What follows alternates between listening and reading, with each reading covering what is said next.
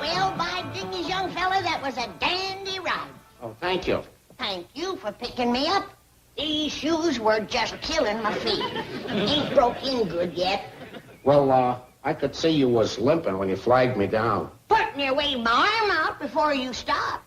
Well, I'm used to spotting people who need a lift. I do that all day. Oh, what a fine thing.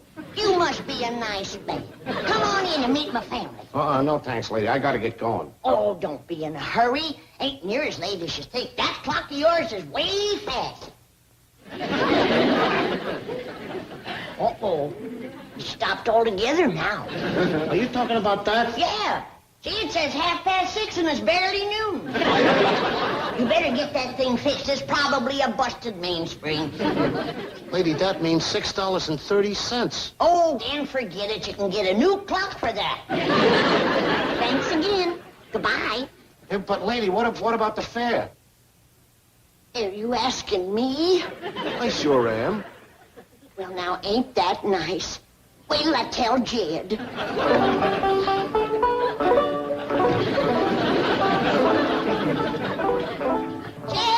Jed, I'm going to the fair. Who with, Granny? Nicest man I met since I come to Beverly Hills. He works for something they call a cab company. But mostly he just drives around and takes tired folks home. He just brung me clean from town. Well, now, you see, Granny, there's nice folks every place. Just have to take trouble to find them. You better go out and keep 'em company, Jed. We're going to do a lot of walking at the fair.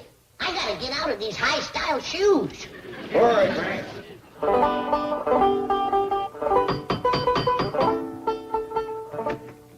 So, howdy there. Come in, come in. Reckon you're the young fellow that brought Granny home. My name's Jed Clampett. Oh, hi. I don't believe I caught your name. It's, Burton. Burton, huh? What's your first name? Richard. Mr. Burton. Dick Burton? That's right, and my wife's name is Elizabeth. Well, doggy, Liz and Dick Burton. You know there's another Liz and Dick Burton? Yeah, run the feed store back home. Feed store? Been running it for 40 years. Back home, whenever anybody thinks of hogwash, they just naturally think of Liz and Dick.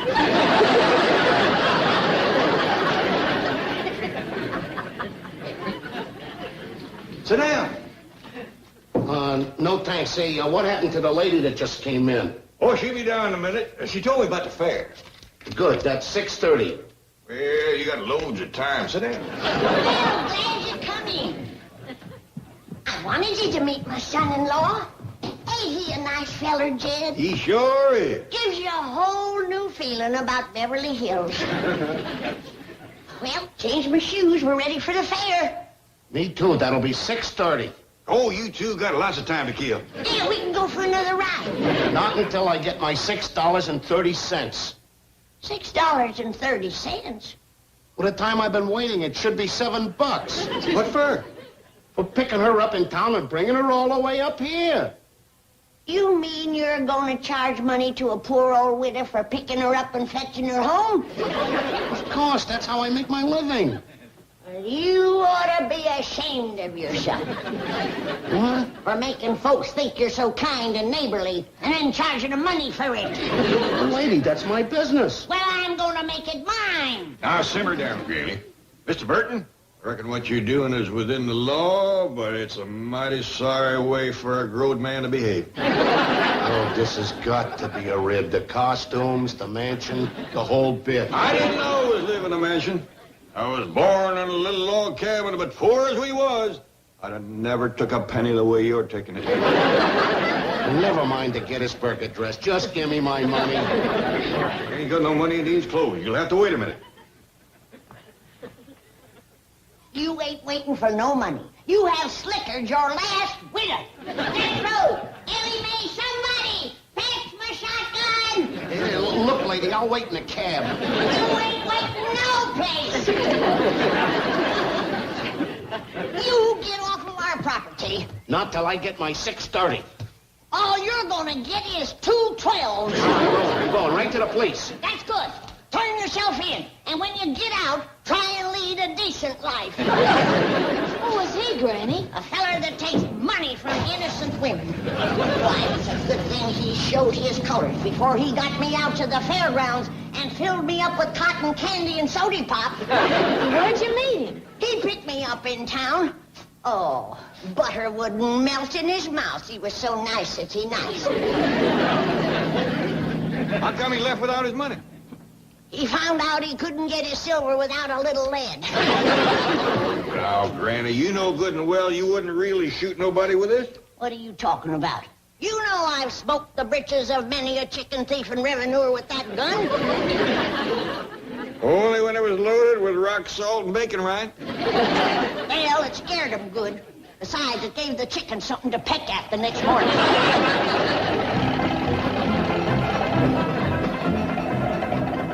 Jethro, you're just the rascal I'm looking for. Well, what'd I do now? Nothing. You're gonna learn me to drive. Well, what for? Hot. It ain't safe for a lady to walk the streets of Beverly Hills. All right, Uncle Jed? I don't see no harm in it. When you get through with Granny, I might just take a go at it myself. Come on, come on. What do I do first, boy? Well, the first thing you do is turn that there what you call ignition key. What does it unlock? The electricity or something. Then the next thing you do is stomp down on the starter. That's that there little button on the floor. And then you leave off the brake. Like this.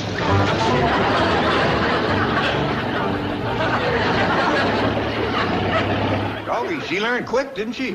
She ain't learned yet. She had that thing in gear. Hey, Granny, step on the brake! Jethro, instead of standing there yelling, maybe you better cut across and catch her before she gets out the gate. Yes, sir, Uncle Jed.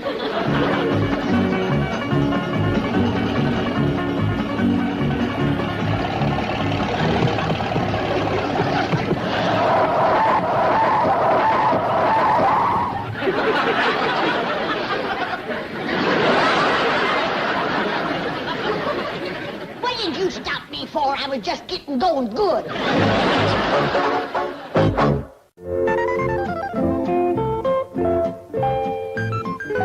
Yes, sir, Ellie Mae, you're gonna make some man mighty. I wish you'd look at that. I ain't seen one of them in years. Well, tear into it, Pa. You bet I will. See, this is an extra big one, Ellie. How about you having some? Oh, no, sir. This is all for you, Pa. Good. See, you got some hot mustard I could smear on that? Oh, it's got hot mustard in it, Pa. Oh, good. Well, how about some sorghum to pour over it? It's got sorghum in it, too. Well, say, Ellie Mae, how about you brewing up a pot of coffee? I got some boiling. Boiling? Yes, sir. I'll fetch it over.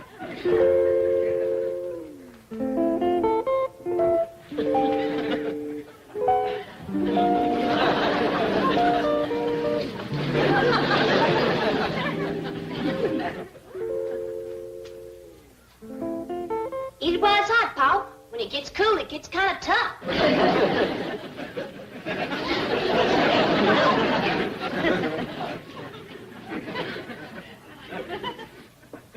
You've been boiling that coffee for some time, ain't you? Yes, sir, Pa. I want to make sure it was good and done. Well, I tell you what, Ellie, now that you cooked me such a fine lunch, why don't you go out and see how Granny's doing with the driving? Well, I gotta feed Skipper and JoJo first. Come on, fellas. Time for lunch. Tell you what, Ellie, let me feed them. You go out and tell Granny about cooking victuals. She'll be right proud of you. Yes, sir, Pa. Here you are, Skipper. Let me see you tie into that. Are you learning to drive, Granny? Been driving for a half hour. Nothing to it. Well, let's see you do some. Plain or fancy? Oh, just plain, I reckon. All right.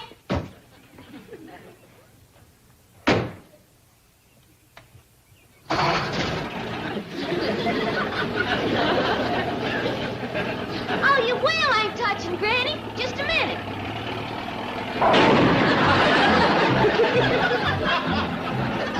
Hey, Granny, put on the brake! Oh, that's the gas!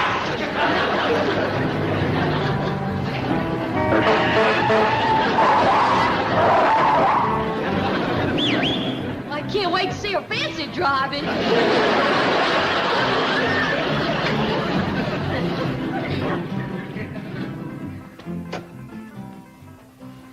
Wowie!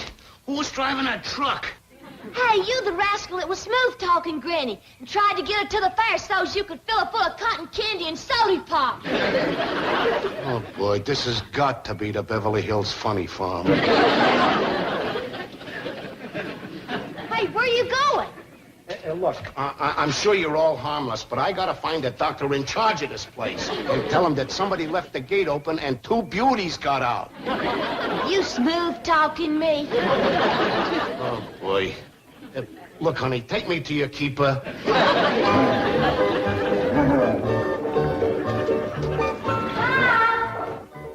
Quick, fellas. Take the tug-of-war outside. We don't want to discourage Ellie.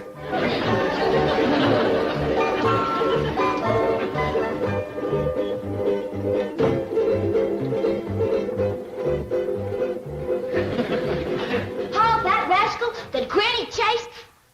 Oh, I see you ate all your omelette. Omelette? You want to fix you another one? Oh, no. I mean, why don't you try cooking something different this time? Well, to tell the truth, I just as lieve. These here golf eggs sure is hard to cook. Golf eggs? These eggs you use in omelet? Yes, sir. You'll never crack it that way, Paul. I had to melt these rascals down, shell and all. I think you best throw these out. I don't think they're strictly fresh leaves. Yes, sir. Oh, like I started to tell you, that there Burton fella, he's out front. Says he wants to talk to the foreman of this here Skull Ranch. Skull Ranch? That's just what he said.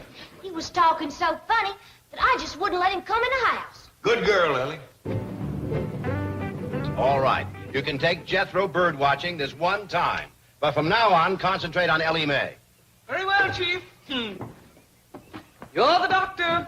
Oh, hey, Doc, you're just the fellow I'm looking for. A couple of your guests just checked out of your Ha-Ha hotel. What are you talking about? Oh, the doc will know what I'm talking about. Hey, look, Doc, you know that little one called Granny? Yes, what about Well, her? someone left the gate open and she went tearing out of here about a mile a minute, driving an old truck. Granny driving? She doesn't know how to drive. You're telling me she almost cleaned the side of my cab. Anyway, get on the phone to the police. Explain the situation. Ask them not to arrest Granny, just to stop her and bring her back here. Right, Chief.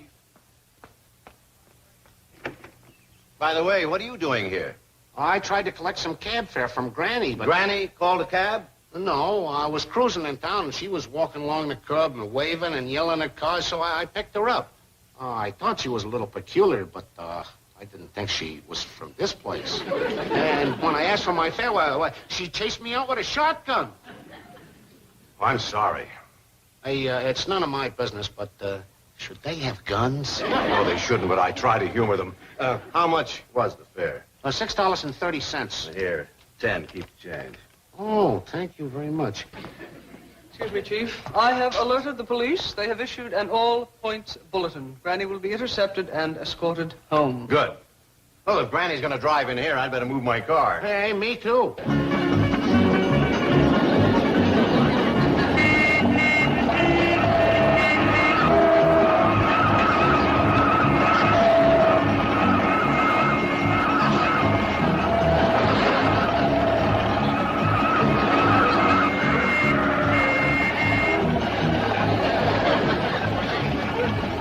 Hey, Granny, you just went past another red light.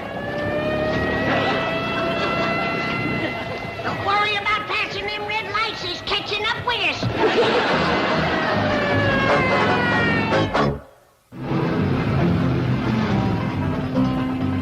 Granny! This ain't the driveway! Who needs it? I'm taking a shortcut. Well, we'll be back shortly. Here they come, Chief. Mr. Clampett. Bye. Beverly Hills police certainly are efficient. Best in the The country. brake! Granny! Step on the brake!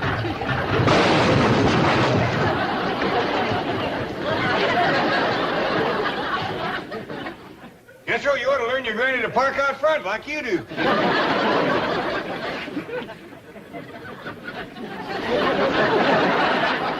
Uncle Jed, I have done given my last driving lesson. Granny, are you all right? Am I all right? I beat that policeman here. Lady, I've seen a lot of drivers in my day, but you topped them all. Now, would you sign this citation for me, please? That's just fine. If you want to wait a little while, I'll go in and see if I can find a picture and I'll autograph it for you. No, thanks. I'd just like to see your license, please. Hunting, fishing, or wedding? I'm Melvin Drysdale. If you'll step inside, we'll telephone headquarters and straighten the whole thing out. Hey, buddy, come here. Huh? I can see you're a little confused. Don't you know what this place is? It's like a private home. It's a private home, all right, with rubber rooms. What? Yeah, it's sort of a very exclusive Freud factory. Yeah, you know, kind of a happy farm. The little woman I picked up, she's, Bubbles in a think tank. I brought her back once today. She keeps busting out. who's that big kid with her? Well, I figure he's got a little space to rent, too. You know that tall geezer, the one with a scraggly beard? Thinks he's Abe Lincoln. Well, who's the fella Drysdale? Oh, he's the doc, the head shrinker. Thanks, I'm glad you told me. Wait a minute, what are you doing here? Oh, no. That's my cab out there. I'm waiting for somebody to bust out so I can bring him back. The doc pays real good for that. Jojo, give me that. It's mine. Now you turn loose. You ain't supposed to have this. Well, there's another one. She's trying to get away from the dog. It's like a piece of rubber. Probably wallpaper from a room. Jojo, you come back here. Jojo, bring that back.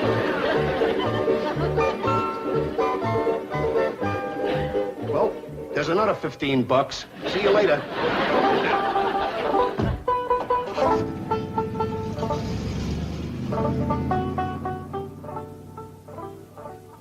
Glad that rascal's gone. Granny didn't cotton to him. Is that because he picked her up and brought her back here? Yeah, but she can drive now. Make it easier for her to get away. Why would she want to get away? Well, it ain't much fun being cooped up in here all day. I can tell you that myself. Let's put it this way. If you're going to be cooped up, this is a beautiful spot for it. Yeah, it's nice, all right. You know, I was born and raised in a little log cabin. Really? Yeah. Moving into here was like moving into the White House. Tell me, this little old log cabin you were born in, was it around here somewhere? Oh, it was way back in the hills. Right smack in the middle of the woods. I'll bet you did a lot of rail split when you were a boy. It's a fact. Man and boy, I split many a rail. Did you read by the light of the fire? When I could find something to read. I used to have to walk 10, 12 miles to borrow a book. And I'll bet you were always honest and returned it. You betcha. Officer, can I see you for a moment? Be right with you, Doc. Excuse me, Mr. President. Yeah, reckon he heard about my corporation.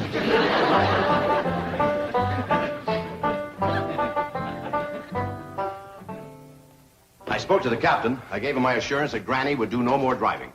He said to tell you that everything is squared away, okay? Oh, well, all right, whatever you say. You're the doctor.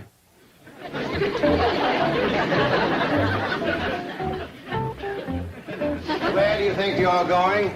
Bird watching. You promised I could take Jethro. Well, all right, go ahead. Perhaps we should see a red-breasted nuthat, sort of yellow-bellied sapsucker. Well, it's none of my business, but shouldn't somebody go along to keep an eye on those two? You want the job? No. Thank you. But there is something. You know, I've never been in a place like this. Could I go upstairs and look around? Sure, if you'd like to. Go ahead.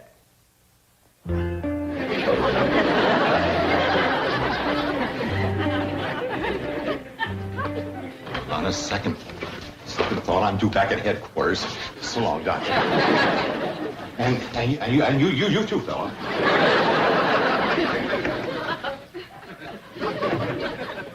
Excuse me, Mr. President, but I got to get out of here.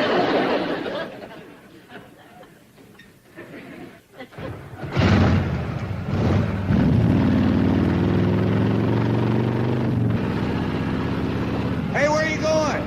I'm taking the shortcut. Looks like Granny opened up a new road.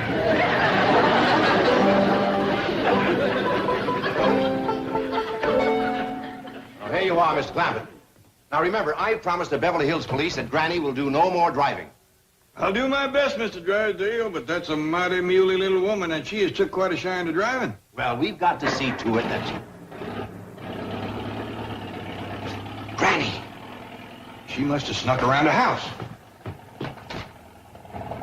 We've got to stop her. Relax, Mr. Drysdale. It ain't Granny driving.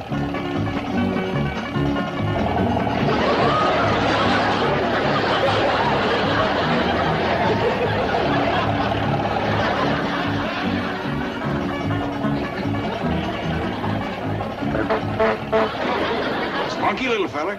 You couldn't get me out in that traffic for money.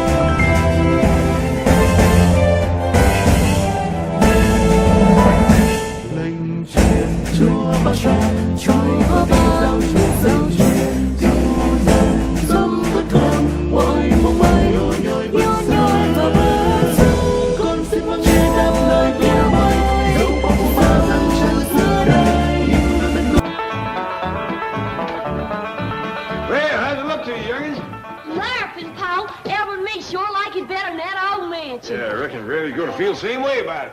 Well, not me. Give me city living anytime. Well, we ain't got things in working order yet. Did you fire the pump? Yes, sir. Lay a fire in the fireplace? Yes, sir. Well, now, I want you to go out and get some wood and lay it by, because the first thing Granny's gonna want to do is start cooking. Yes, sir. And bring them guns and put them up on the wall in there. The place won't seem like home to Granny without them guns on the wall. I'll take care of that right away, Uncle Jed. Ellie Mae, we'll leave the pots and pans to you. Yes, sir, Pop. Mr. Clampett. Mr. Clampett. Oh, morning, Miss Drysdale. What is this? Well, there's a cabin, just like the one back home. But this is Beverly Hills. You have a mansion. Why do you want this? It's a surprise for Granny. You see, today is her birthday, and she's been kind of homesick for the hills lately. Then why don't you take her back to the hills? Well, we was going to do that, but your husband was dead set against us leaving. Milburn? Yes, ma'am. He's the one that thought of bringing his cabin here. Milburn? Yes, ma'am. He had one of them movie companies to build it. He'll pay for this. Yes, ma'am. He already had. What? Well, I tried to argue him out of it, but he said it was his birthday present to Granny. I'll give him a birthday present. Well, doggy, he's born the same day as Granny, huh? You got a surprise for him? Have I ever? Well, he'll be back directly. Him and Miss Jean is taking Granny for a ride whilst we get the cabin ready to surprise her. And it wasn't easy. Getting that little woman out of the house was harder than getting a hot mule out of a cool barn. Granny, you're home. Why did you bring me back here? My family don't want me. What? You heard them trying to get shed of me this morning. Go outside for a while, Granny. Take a ride. Make yourself scared. Granny, they just wanted... Nobody even remembered my birthday. I'll go around to the kitchen and put the candle to the cake. Right. Now, Granny, I'm sure your family wouldn't forget your birthday. Did you hear anybody say happy birthday? No, but... Did you see anybody give me a present? No, but... As much as one little old posy to pin on my dress? No, but... A single crumb of a birthday cake with candles on it? Or hear my kinfolk singing to me? No, but... Oh, here comes Mr. Clampett. I'll bet he has something in mind. Yeah, how to get rid of poor old wore-out, useless Granny, that's why. Yeah, Granny, see, they bring you back. Now, we got a little surprise for you, but first off, we want you to put on this here blindfold. Ah, they're fixing the fire and squad me. You're gonna stand me up against a wall and shoot me. You hush that kind of talk. Here are the guns, Uncle Jed. Now, here, you darn fool. Take him around back. Well, you didn't say which wall. Quiet and down, put on his blindfold, and come around back with us. No, at least give me a running start to make it to the head.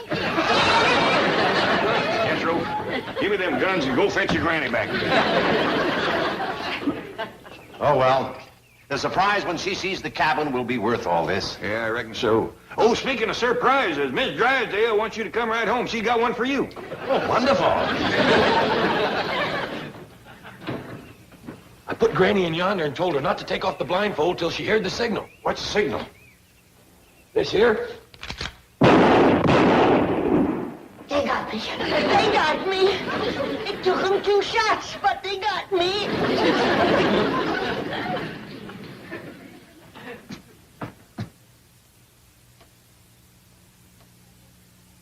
It's a cabin.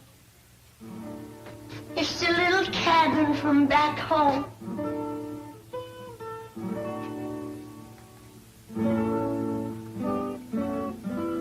I've done went to heaven. Thank you. It's just like I always hoped it would be.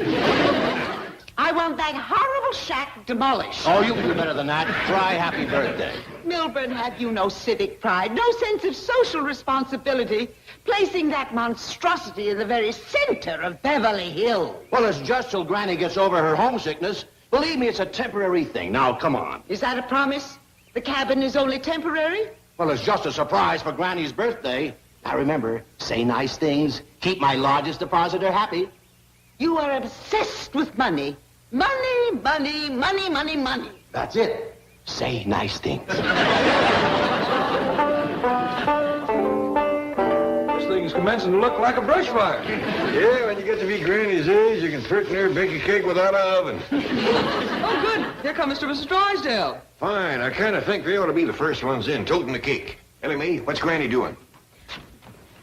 Just sitting there rocking with a happy look on her face. When the saints come marching in, when the saints come marching in, oh, it's nice to be here in heaven when the saints come marching in.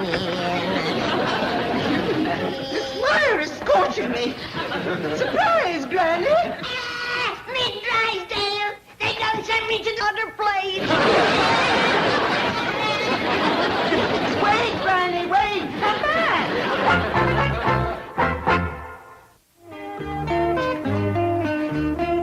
Greetings, wealthy-type people. For my term project in sociology, I'm preparing a paper on the vanishing servant class. I've chosen this section of Beverly Hills for a mansion-to-mansion survey. Now then, first question. We're in a hurry. Oh, please, lady, I'm trying to get out of college the hard way. You know, graduate, cap and gown, pomp and circumstance, mom and dad, the new watch, proud of you, daughter, the whole bit. Milburn, must we listen to this prattle? Now, Miss Hathaway, get a move on. Well, while we're waiting, how many servants do you employ? With the gardener, 4 or 5, I guess. You're not sure? Well, who counts? Hurry, Miss Hathaway. May I ask you how much you pay these servants? I don't think that's any of your business. Come, Milburn.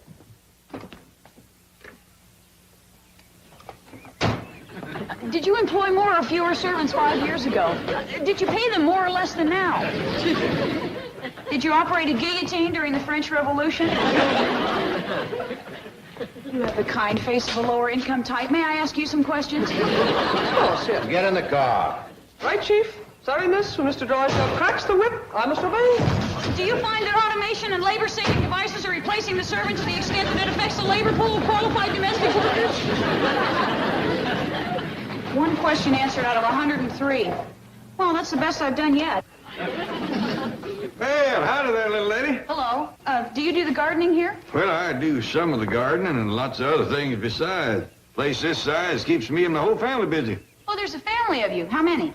4, Granny, today's her birthday, and Ellie Mae, Jethro, and me. 4 of you? To take care of a place this size? Well, don't look like much, but that's a 35-room house there, and then there's about 9-10 acres of ground besides. Fantastic. How much does Mr. Drysdale pay you for this? Well, he don't pay us nothing. Nothing. No, ma'am. We don't expect him to. Why, if it wasn't for Mr. Drysdale, we'd all still be back in the hills. It was him that fixed it so we could live on his grand estate. But he pays you no money for the work you do?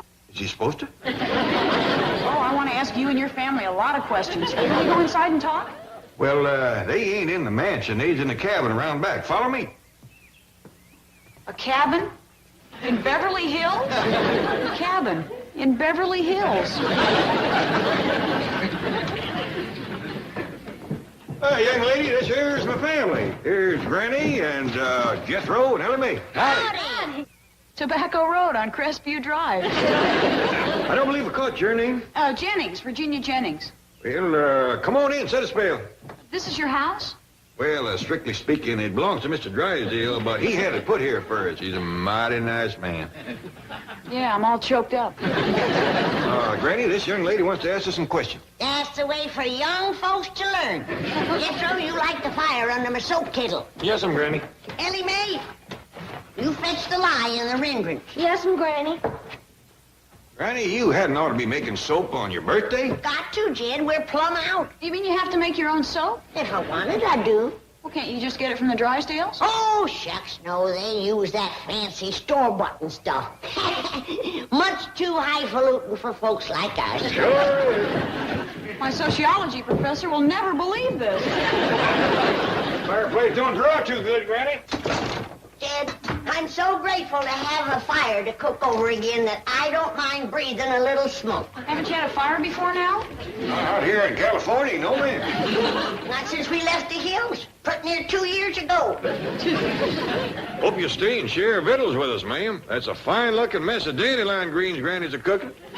Ellie and me picked them from Miss Drysdale's yard last night.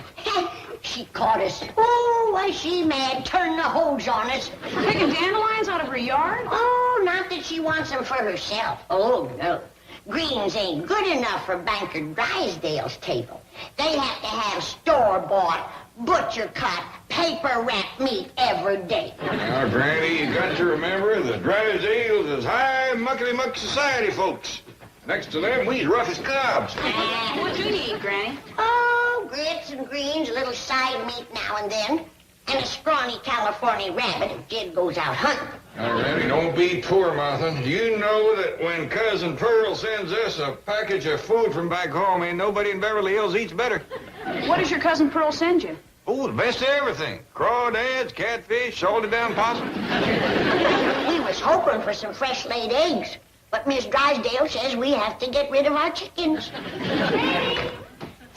Granny, your soap kettle's ready. Should I light the fire? Not until I check the wind, Ellie. If it's blowing over toward the Drysdales, we better hold off. The smell of Granny's soap cooking just naturally drives that woman into a rage and fury.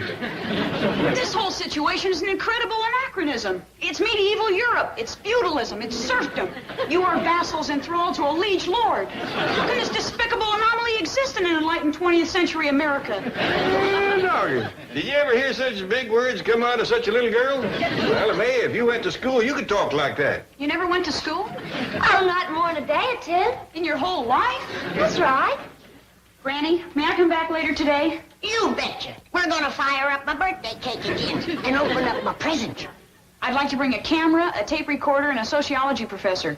Well, now, I can't let you give me no camera or recorder, but I will take a look at that sociable professor. It's the truth, Professor. He's the president of this bank. Now, Virginia, let's be realistic. Mr. Drysdale is a community leader, a respected man, a responsible citizen. A feudal lord, that's what he is. And the Clampetts are his serfs, his vassals. They live in a little shack on the grounds of his estate. They have to poach dandelions from his lawn in order to eat. They'd starve if their family didn't send them food packages from back in the hills. Let's keep our voice down, shall we? Professor Graham, I have found a family living in virtual bondage in the very center of the wealthiest section of the wealthiest city of the wealthiest country in the world. They face poverty, pestilence, famine. Jimmy, lower your voice. The four horsemen of the apocalypse are riding the boulevards of Beverly Hills, and he wants me to lower my voice. I say, let's storm this Bastille. Let's liberate the prisoners of the tyrant Drysdale. Let's show him this is the land of the free and the home of the brave. Let's get out of here. Down with Drysdale, the death. Yeah, let's get him. Oh, Margaret, will you change records? I've listened to you sing the hillbilly blues and it's coming out of my ears. But I put the cabin where no one can see it. All right, you can see it. Well, why did you go over there? Well, let them cook soap. They're clean people. Excuse me, Chief. The young lady who was up at the Clampett mansion is here with the sociology professor. They demand to see you. What about? Clampetts. They wish to register a strong complaint. Well, throw them out. Let us see them, Chief. The bank guard says they are spokesmen for what might be described as rather an ugly mob. What a choice. I can listen to my wife or face an ugly mob. I'll take the mob. Goodbye, dear. Come in, please. Mr. Drysdale, this is Professor Robert Graham of the Department of Social Sciences at the university. Big deal. So what's your complaint about the Clampetts? Aha, you've had others. Every day, and I'm sick of them. Have you no social conscience, no civic pride? Has your greed destroyed Ginny, I'd better do the talking. Mr. Drysdale, are you responsible for a family of 4 hillbillies occupying a squalid cabin in the middle of Beverly Hills? Yes, I am, and it's not squalid, it's clean. Does it have modern conveniences, modern plumbing? No, but they're very happy there. Or would be if Budinskis like you would leave them alone. Would you live there, Mr. Drysdale? Oh, of course not. My wife would leave me like that. Hey, wait a minute, maybe... No, I still couldn't live the way the Clampetts do. Food they eat. And yet you expect your neighbors to tolerate a condition like that in the most fashionable street in Beverly Hills. But you can't see them from the street. I was very careful to put the cabin behind some trees. Ask him about their wages. Yes, yes. Is it true that not one of them earns even a minimum salary? So what? They don't need money. They wouldn't know how to handle it if they had it. I take care of all their needs. Anything they want, they come to me. Well, Professor, have you heard enough? I think so. Well, I think so, too. And next time, keep your nose out of other people's business. The Clampetts are staying right where they are. We'll see about that, you tyrant. Caesar had his Brutus, Charles I is Cromwell, and Drysdale will have his Ginny Jennings.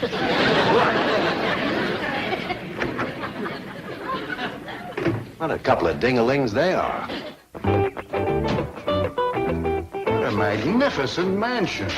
Take a good look, Professor.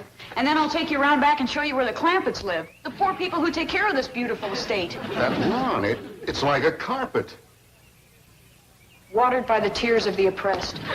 Clipped by toil-worn hands. Now, Ginny, save it for your term paper.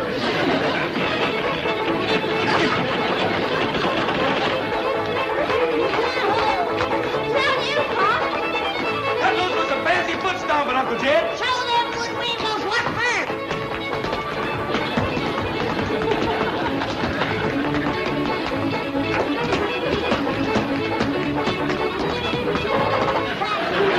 I don't know about you, but I'm as thirsty as a hound chased fox. I danced me up a parched throat too. Me too. Same here. Yeah, Drew, I got you primed this pump. Didn't do no good. Mr. Drysdale forgot to connect the water. Well, take this bucket and fill it from one of them hose spigots outside. Yes, sir, Uncle Jed. Well, there it is.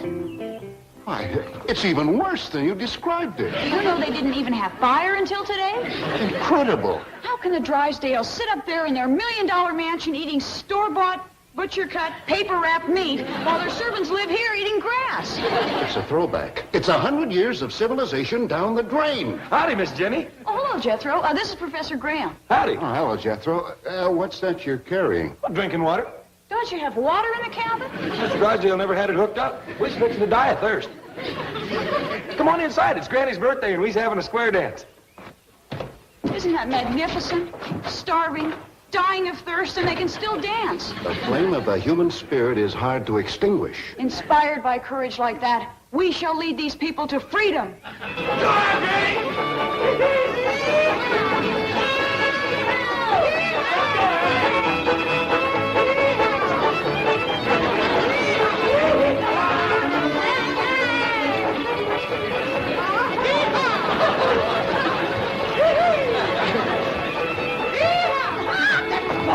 You vile beast! Stop this racket!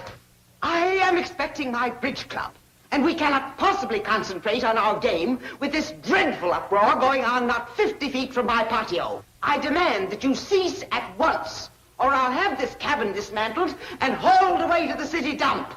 But Miss Drysdale, it's Granny's birthday, and... That is my ultimatum. Terminate this cacophonous din instantly and permanently, or else. Jed, Does that mean we can dance or we can't dance? It means we can't dance. It means we must dance. What? If the chains of bondage are to be broken, let us break them now. But I thought you said we had to dance. We do, and we shall. But not here in this squalid cabin, no. We shall dance in that magnificent mansion. Yeah, I'm for that. Follow me. We'll dance the dance of defiance. Jenny! Granny, you ever hear that dance? No. But if I can watch her for a minute or two, I'll be able to pick it up. Everybody, we're getting too crowded in here anyway.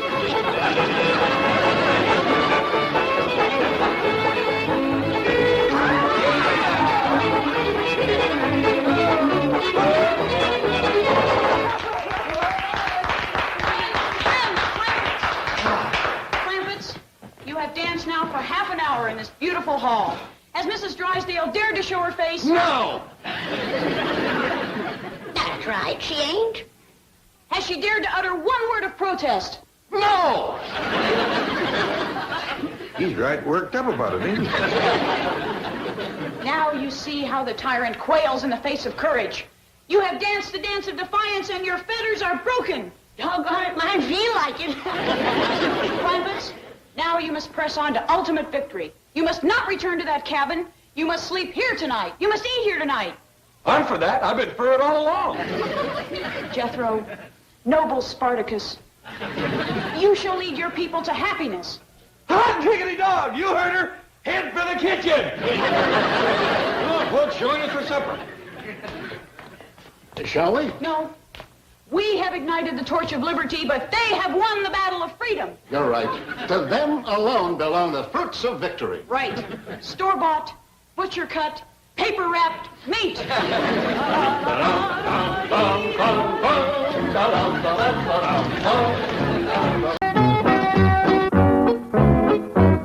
Oh, throw in a pot, throw in a pan.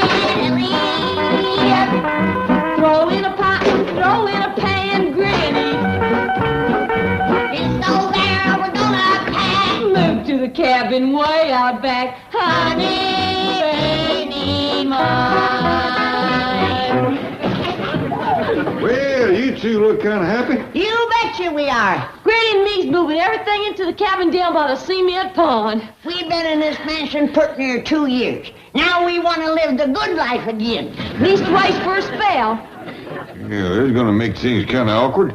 I just told Mr. Drysdale that he could move in the cabin. Oh, well, you just tell him Drysdale. Yes, ma'am. Banker Drysdale? Yes, ma'am. Wants to move into the cabin? Well, leastways for a spell. What in tarnation for? Well, I didn't figure it was my place to ask, but I reckon he's got a good reason. Because my wife has arranged to have this cabin torn down and carted away. But she's gone to Boston. Why not just cancel the arrangement? I don't know who's coming or when, but I do know the law. If the cabin is occupied, they can't touch it.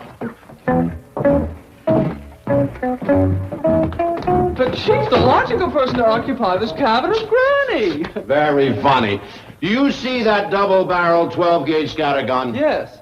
Granny would scatter those wreckers before they could pick up a crowbar. And the city of Beverly Hills takes a dim view of shootouts. Well, what about Mr. Clampett or Jethro?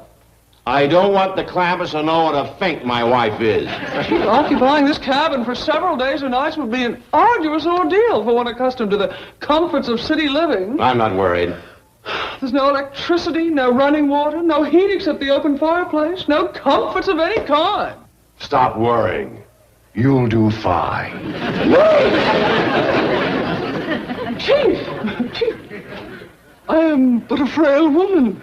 There's no such thing as a frail woman. Whoever named you the weaker sex must be the same idiot who said money can't buy happiness. Okay, you win. I'll stay here. I'm only a bank president with hundreds of employees depending on him. My health and welfare are not important. Mr. Drysdale, you know I have never refused you any reasonable request. I have always been loyal and Forget faithful. it. Chopping wood for this fireplace will probably be good exercise. That's true. Chopping wood is considered Very beneficial for the health. Sort of like swinging a golf club. Exactly. Promotes deep breathing, muscular coordination, and a keen eye. Okay, you win. Just enough for tonight. Chief, you don't expect me to... Now, you're not going to let me down again, are you? No, Chief. I'll do it. Good girl. Mr. Drysdale, Granny just wants you to know that if you want to stay here tonight, it's all right with her. Ain't that right, Granny? That's right. You can stay here just as long as you like. Well, thank you, Granny. That's like Jed says. But me, I want to know what you're up to. Granny. Did you and the missus have a spat? Mr. Drysdale, in case you need anything, anything we can do to make you comfortable, just holler. I'll do that.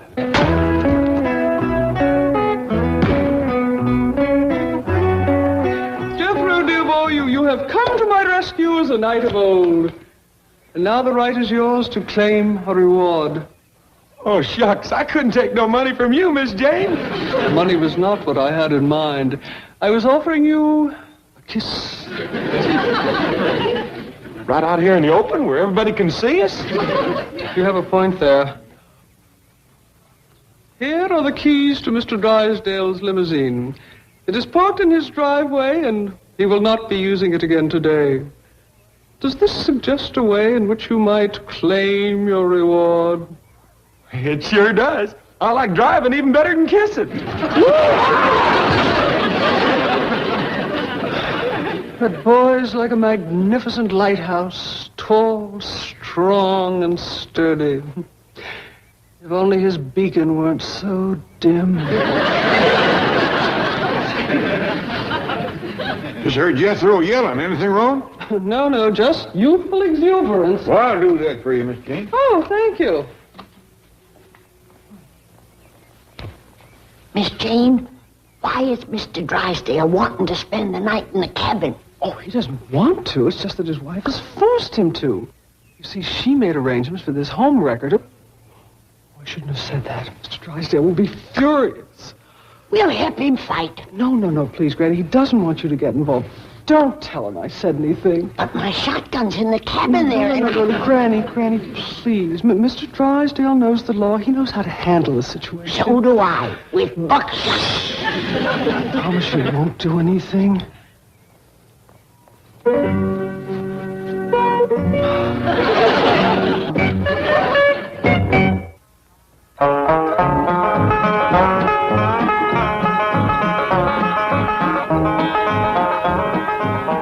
Well, Mr. Drysdale, I reckon you're all set. That is, if you're still sure you want to spend the night here. I'm sure, and thank you very much. You'd be much more comfortable up at our mansion. Then we could sit a while and you could tell me your trouble, if you got any. And I kind of think you have. What do you mean? Nothing. I ain't heard nothing. If that varmint shows up tonight, use my shotgun on him. What varmint? Randy, are you pestering Mr. Drysdale with them questions again? No. I was just telling him that my shotgun is handy in case that rascal shows up tonight and wants to steal a chicken. Oh, speaking of these chickens, are they going to be here all night? Yes, sir. This old plow's their favorite resting place. Well, it's pretty close to the cabin, isn't it? Yes, sir. That makes it real handy if they get scared during the night, goes to squawking and yelling. You can just come out on the porch and talk to them. Call them by their name. Well, he may. I kind of think Mr. Drysdale would like us to move the chickens. Yes, I would. Oh, it won't do no good to move them. They'll come right back to this old plow. Well, then we'll move the plow. You run fetch Jethro to help us. Yes, sir, Pa.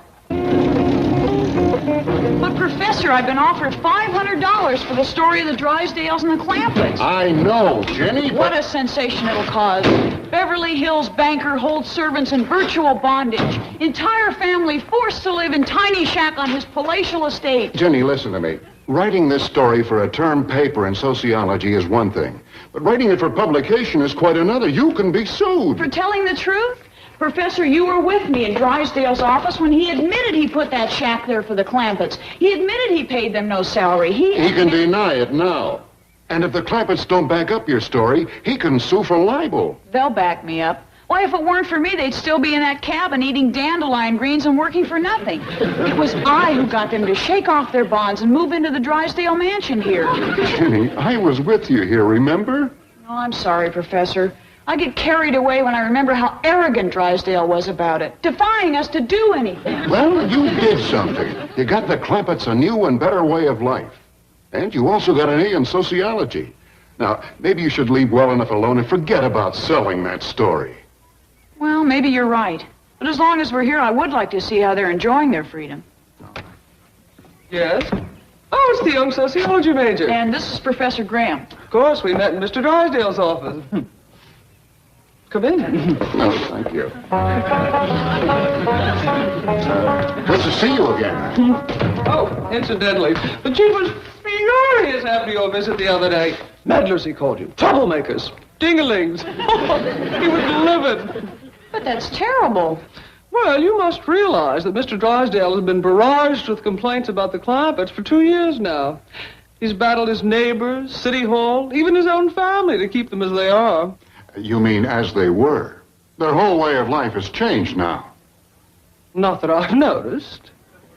What? Where are they? Oh, right now they're around back in the little cabin Mr. Drysdale put up for them. Again? The despot has extinguished the flame of freedom, stifled the cry of liberty. We must rouse the peasants to revolt. Come on, Professor, let's storm the Bastille. To horse! To arms! The chief was right. They are a couple of dinglings. Pa, Miss Jane says Jethro run off and... Well, he's gone. Well, I reckon we can move this plow without him. No, I insist that you let me help. I'm sorry.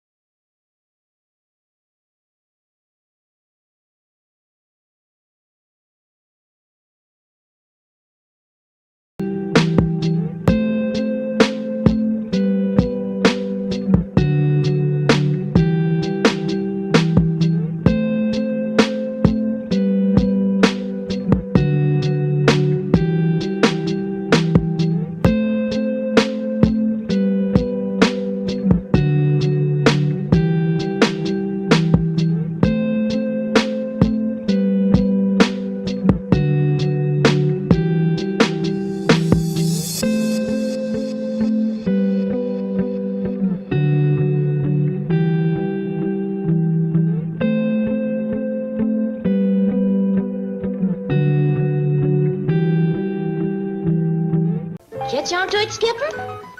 How see can you feed little Deb? That's so boring. Hey, if you be good and help me feed all my critters, we'll take you along to Jethro's graduation today. Come on, give little Debbie a kiss. Ellie, ain't your Pa and Jethro back from the jewelry store yet? Not yet, Granny. What all was Pa buying for Jethro? A four-bladed pocket knife and his first watch. I wish I could graduate. And you can't graduate without going to school. Well, I don't like school. Well, then you can't get no watch and no pocket knife. Yonder they come. I know how I can get me watch and pocket knife without going to school. How? I can take Jethro's away from him. Oh, no, you won't. You ain't gonna whoop Jethro on his graduation day.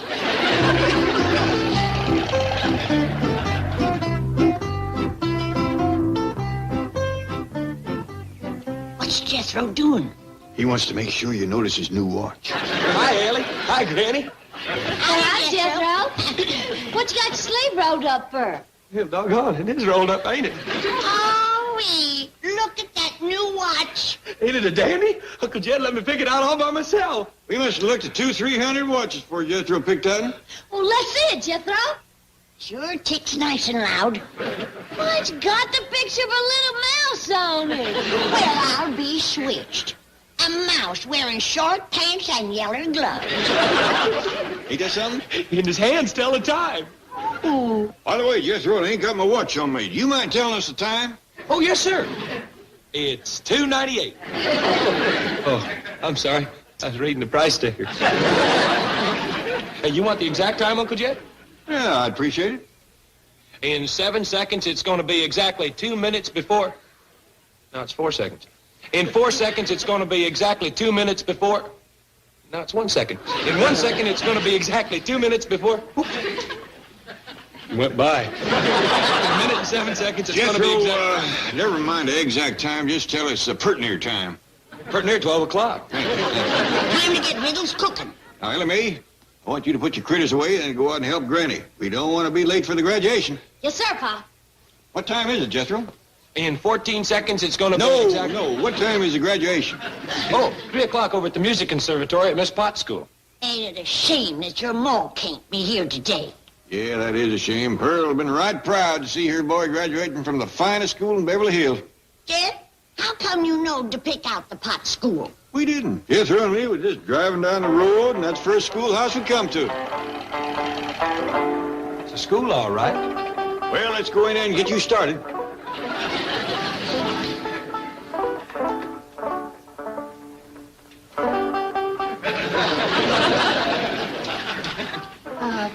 May I help you? Well, reckon maybe you can. Yes? What is it you wish? Well, I'd like to get my nephew started into school. Here? Yeah, here's all right if you got room for a desk and his lunch basket. My dear man, this is a most exclusive private school. The tuition is quite expensive. Well beyond your means, I'm sure. Does that mean it costs a lot of money? That is precisely what it means. Well, I can pay you if it ain't over $25 million. 25 million? Yes, ma'am, that's all I got. Dollars? Yes, ma'am. In cash. Yes, ma'am. What is your name? Jed Clampett, ma'am, and this here's... And you expect me to believe that you have $25 million? Well, no, not on me, ma'am, but my neighbor, Mr. Drysdale, he's keeping it in his bank for me. Get me Milburn Drysdale at the Commerce Bank. It was funny how Miss Potts changed after she talked to Mr. Drysdale. She's been real nice to me ever since. I reckon that's because you're such a good scholar. Well, even scholars got to eat. Riddles will be ready in a half hour. In a half hour, it'll be exactly 23 seconds. No, it'll be 20 seconds. 19. It'll be time to eat, and you'll be ready. Hey, yonder comes Miss Jane. Boy, whether she sees my new watch, it's 3 or 4 times bigger than hers. Well, don't go to bragging on it right off. Let her notice it for herself. Oh, yes, sir.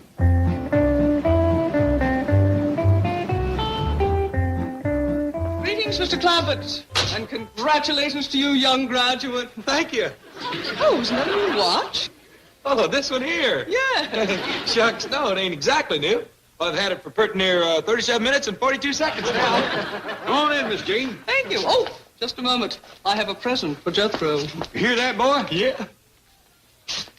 To you who are about to graduate, Excelsior! Sure is heavy for Excelsior. It is a book, dear boy. And always remember, books are the ever-burning lamps of accumulated wisdom. Read and illuminate your mind, because the mind, Jethro, the power to think and to reason, is the most important power that man possesses. Education is the answer to most of the ills of this world. And if young people are... Excuse me, Miss Jean, but I kind of think you're dropping your bucket down a dry well.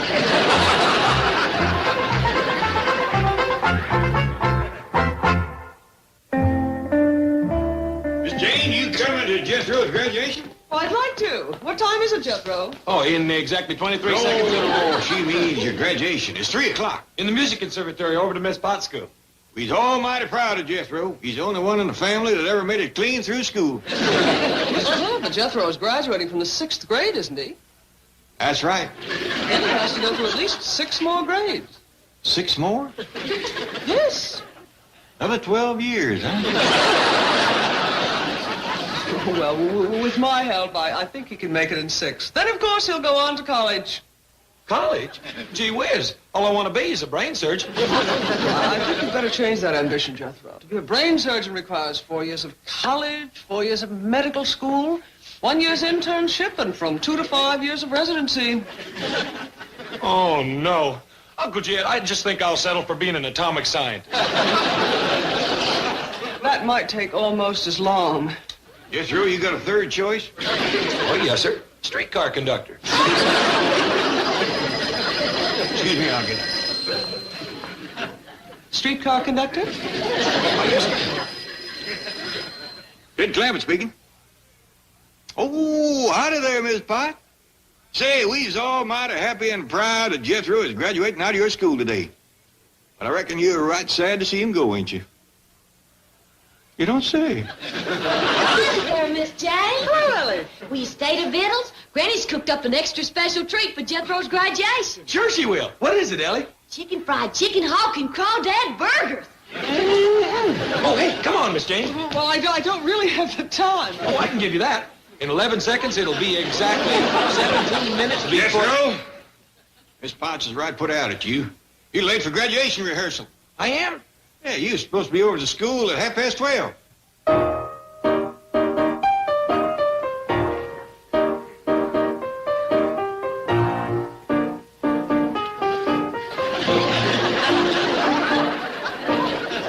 Jethro! I'm sorry I'm late, Miss Potts. Hey, fellas, take a look at my new watch. Boys, come now, boys. Jethro, this is supposed to be a dress rehearsal. Didn't you get a graduation suit? Yes, ma'am, I sure did. Uncle Jed let me go clean into Los Angeles all by myself and pick it out. Well, I hope you remembered to get a dark suit. Oh, yes, ma'am. It's dark green. With big yellow squares all over it. And I got some yellow shoes to go with it. And the fella threw in a necktie for free. It's got the picture of a hula dancer on it. The lights go out and she glows. And there's writing on it that lights up and says, "Kiss me in the dark, baby." Diana, please. Shall I get you some smelling salts? Yes, and Milburn Drysdale. Tell him to come quickly. It's an emergency. Mr. Drysdale, I fully realize that you hold the mortgage on my school and that the Clampetts are very special friends of yours. And my largest depositor. Yes, but under no circumstances can I allow Jethro to participate in the graduation exercises. Ceremonies. Why not? Because he'll make a shambles of them. In the first place, he towers over the other children. Well, you knew that 2 years ago when you enrolled him. No, I didn't. I swear it. When Mr. Clampett and Jethro were in my office that day, I thought they were talking about somebody else. A tiny little boy. I still say let Jethro graduate with the other boys. I can't afford to antagonize the Clampetts. And you can't afford to antagonize me. But the reputation of my school is involved. Forget it. There is something else that's involved. I don't want to hear about it. It's money. Tell me about it. Our certificates today are going to be presented by Mr. Theodore Switzer. The philanthropist, the multimillionaire. Correct. And if he is favorably impressed, he may endow my school with a very large sum of money. Well, I'll have a talk with Jethro. I'll see that he wears a nice suit. He says thank you, he'll be fine. Jethro, would you come out here, please? Be right there. Ow! Put me down, Jethro! I just want to show Mr. Drysdale my graduation exercise. Put her down, Jethro. Jethro, when Mr. Switzer presents you with your certificate today, he may ask you a few questions, such as, what do you want to be when you grow up? That is, mature. Yes. What do you want to be, Jethro? A streetcar conductor. Streetcar conductor. Yes, sir. I seen one over to Joplin once. He had a little gadget right here. He could squirt nickels, dimes, and quarters out of that thing faster than milk from a tall cow.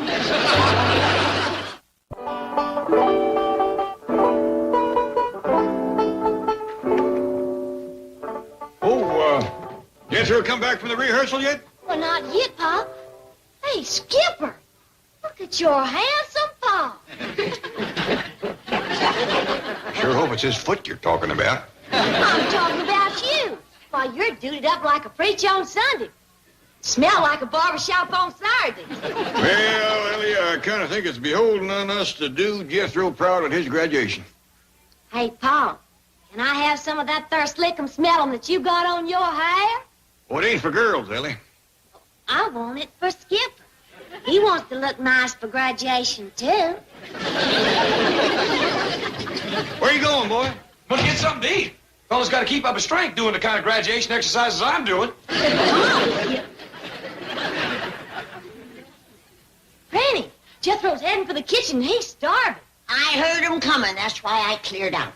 When that boy starts swinging a knife and fork, he ain't safe to be around. I just hope he don't set fire to the kitchen with the sparks. Come on, Skipper. Ow-wee! Why, this man must be one of them heartbreaking movie stars. Could I have your autograph, Mr. Fairbanks? I figured I ought to get curried and combed a mite extra for Jethro's graduation. You mean Miss Potts? Huh? Oh, come now, Jeff. That city school teacher always had an eye out for you. That's plumb ridiculous. Why would a fine, educated city woman like Ms. Potts take a second look at me? I'll tell you why. You're as handsome as a new buggy, and you're rolling in dough like a baker's knuckles. That's plumb ridiculous. That woman don't even know I'm alive. All right, now, let's run over this quickly. Diana, you will get Jethro's watch and set it back 45 minutes. Mrs. Potts, you will do the same with Mr. Clampett's watch. Well, that's a simple matter for Diana. But how am I going to get Mr. Clampett's watch? You're a woman, he's a man. Take it from there. Or would you rather have Mr. Switzer judge your school by Jethro? I'll do it. I need that endowment. Mrs. Potts, isn't this going to be quite a blow to Jethro, missing his graduation? He won't miss it, dear. As soon as Mr. Switzer has gone, we will have a special ceremony just for Jethro. Well, howdy, folks. Come in, come in. Granny, you remember Millicent Schuyler Potts and her assistant, Miss Davis? I sure do. Well, Miss Davis has a few things to go over with Jethro. Well, he's out in the kitchen having victuals. May I take her out? Oh, I reckon it's safe. The edge ought to be off his appetite now. Well, where is Mr. Clampett? Ah, like to see him, would you, Miss Potts? Indeed, I would. Oh, Dad, that woman that don't know you're alive is here to see you. Howdy there, Miss Potts. Hello, Mr. Clampett. I didn't figure we'd be seeing you too long about 3 o'clock when Jethro graduates. Oh, Mr. Clampett, then you are coming. Yes, ma'am. Oh, I was so worried. You didn't RSVP. I didn't? And that's why I'm here, to extend to you a very special invitation and to make sure that you get there exactly at the right time. Oh, we'll be on time, all right. You promise? Yes, ma'am. Oh, and you won't be late? Oh, ma'am. Oh, thank you, thank you. Granny, ain't there something cooking out in the kitchen? Not as good as what's cooking in here. Ma'am, you mind squeezing this other hand? Nothing's got my watch in it. Oh, I'm so sorry. Did I hurt you? No, ma'am. Oh, there, make it better. Maybe a little bit. Granny, hadn't you ought to be looking after Jethro? He ain't the one that needs looking after. Here's your watch, Mr. Clampett. My, isn't it beautiful? Yeah, thank you, ma'am. Well, how are things going in here? Fine, just fine.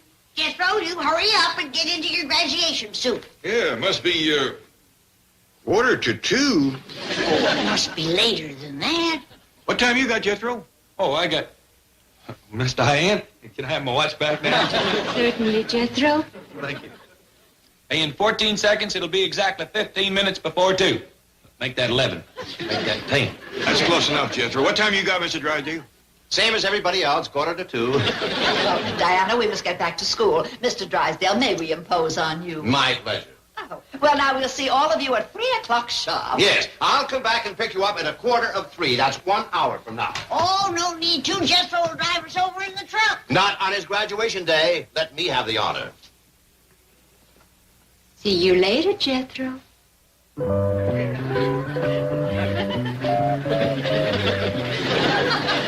Jethro, I think Miss Diane is kind of sweet on you. Well, I thought so, too, at first. Then I found out she just liked me from a watch. Oh, hey, Uncle Jed. Look at Skipper. Jethro, you see if you can get yourself looking as neat as he is. Skipper go with us to graduation too, Pa? Here, let's go outside and ask Mrs. Potts. Maybe she ain't gone yet. Come on, Skip. There's only one way to tell time, and that's with the sun. Granny? Miss Potts go? Yes, and you know something? According to my calculations, it's done past 2:30.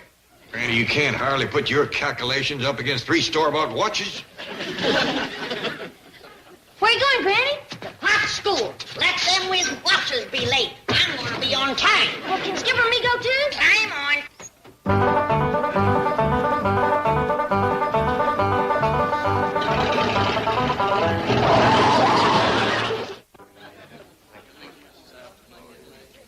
It's just a small school, Mr. Switzer, but Mrs. Potts believes in quality, not quantity. That's very commendable. Well, it's been a pleasure making your acquaintance. I've long been an admirer of your money. Many charities and philanthropies. Well, Gaudiamus igitur. Well, your graduating class was a very impressive scholastic average, Mrs. Potts. Thank you, Mr. Switzer. With the exception of this one student, Jethro Bodine. Jethro, yes. Well, I doubt very much if he'll be here today. He's graduating, isn't he? Oh, yes, he's graduating. Excuse us, fellas.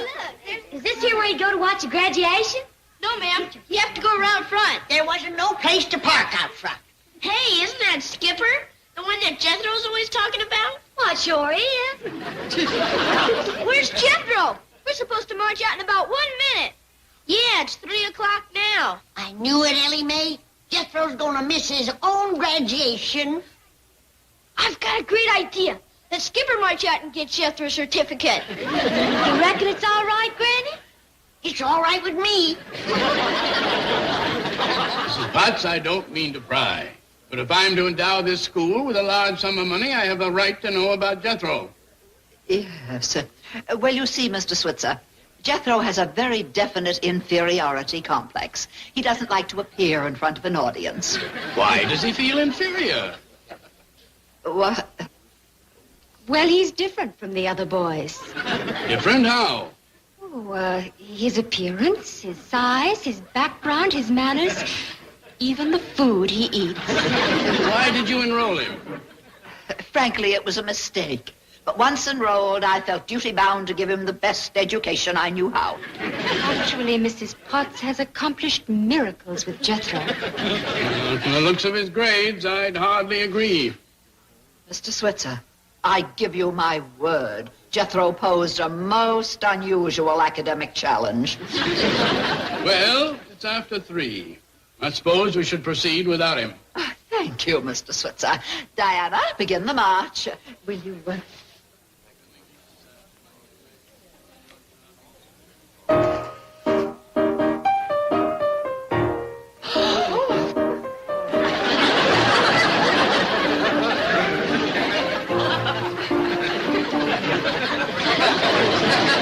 Mrs. Potts, you're entirely too modest. Academic challenge indeed. Why, it's a miracle that he can make these kind of grades. I'm doubling my endowment.